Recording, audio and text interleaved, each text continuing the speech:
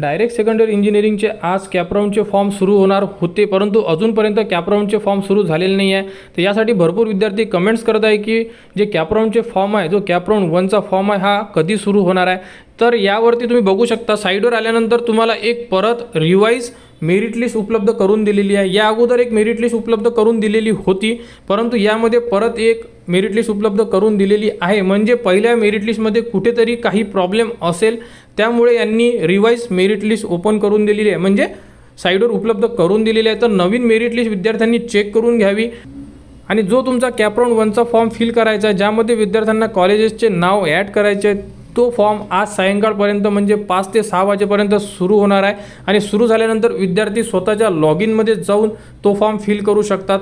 Form सुरू झाल्यानंतर तुम्हाला फॉर्म कसा भरायचा या संदर्भात संपूर्ण अपडेट तुम्हाला आपल्या यूट्यूब चॅनलवर उपलब्ध करून देण्यात येणार आहे। त्यासाठी आपल्या चॅनलला सबस्क्राईब करा व हा व्हिडिओ इतरांपर्यंत शेअर करा।